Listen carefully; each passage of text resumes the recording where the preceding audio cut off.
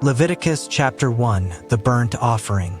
The burnt offering, Hebrew Olah, that which goes up, was the foundation of Israel's worship. It was entirely consumed on the altar, symbolizing total surrender to God. The offerer laid hands on the animal, identifying with it, and it was accepted as atonement. 3 types of offerings were permitted based on what the person could afford: from the herd, a bull; from the flock, a sheep or goat; or from birds, doves or pigeons. The Lord called to Moses and spoke to him from the tent of meeting. He said, "Speak to the Israelites and say to them, when anyone among you brings an offering to the Lord, bring as your offering an animal from either the herd or the flock. If the offering is a burnt offering from the herd, you are to offer a male without defect. You must present it at the entrance to the tent of meeting, so that it will be acceptable to the Lord. You are to lay your hand on the head of the burnt offering, and it will be accepted on your behalf to make atonement for you. You are to slaughter the young bull before the Lord, and then Aaron's sons, the priests, shall bring the blood and splash it against the sides of the altar at the entrance to the tent of meeting.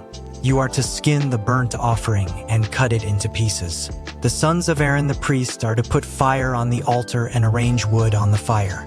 Then Aaron's sons, the priests, shall arrange the pieces, including the head and the fat, on the wood that is burning on the altar. You are to wash the internal organs and the legs with water, and the priest is to burn all of it on the altar.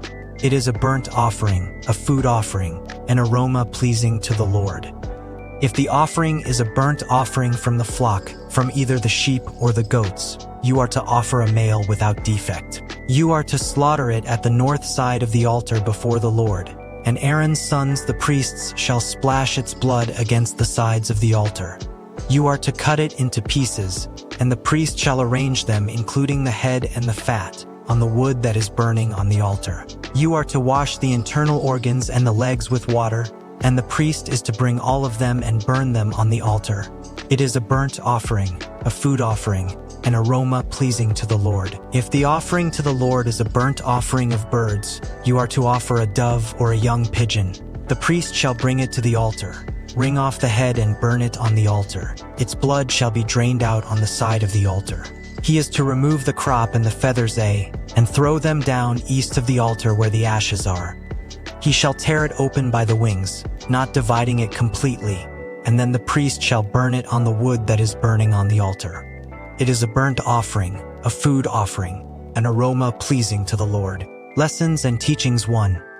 Total surrender is the foundation of worship. He is to burn the whole animal on the altar, an aroma pleasing to the Lord. 1:9 The burnt offering was unique. It was completely consumed, nothing held back. No portion for the worshiper, no portion for the priest. All of it went up to God. This is total surrender. Not I'll give God this part and keep that part. Not I'll obey in these areas but not those. All of it, every piece, every part consumed by fire. The Hebrew word Olah means that which goes up. The whole offering ascended to God. Nothing remained on earth. For us, is your worship total surrender? Or do you hold parts of your life back from God? The burnt offering asks, is there anything you are not willing to put on the altar too?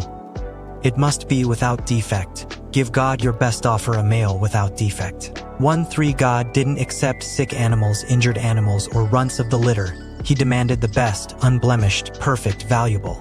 Why? Not because God needs perfect animals, but because He deserves our best. What we offer reveals what we think of the one we're offering to. Giving God leftovers is not worship, it is insult. For us, do you give God your best energy, your best time, your best attention, or does He get whatever's left after you've taken care of yourself? The unblemished offering challenges our casual approach to worship. 3. The laying on of hands, identification and substitution. They are to lay their hand on the head of the burnt offering, and it will be accepted on their behalf to make atonement for them. 1:4 This moment is powerful. The worshiper presses their hand on the animal's head, identifying with it, transferring, symbolically confessing. The animal dies in their place. Substitution. One life for another. This isn't an abstract ritual. This is personal. My sin, my guilt, my death, borne by this innocent life. For us, every sacrifice points to the sacrifice. Jesus laid His hand on us. No, we laid our guilt on Him. He became our substitute. The innocent died for the guilty. When you see the laying on of hands, see the cross for. God makes provision for the poor if the offering is a burnt offering from the flock. If his offering is a burnt offering from the birds. 1:10 a.m. 14. Not everyone could afford a bull. Some could only bring a sheep or goat. The poorest could only bring a dove or pigeon, and God said, that is enough. The same acceptance, the same atonement, the same pleasing aroma. God didn't grade on a curve based on wealth. A humble bird offered with a sincere heart was as acceptable as a valuable bull. For us, you don't need to bring what you don't have. God meets you where you are. He receives the widow's mite, the poor man's dove, the broken heart's cry. What matters is the heart behind the offering, not the price tag.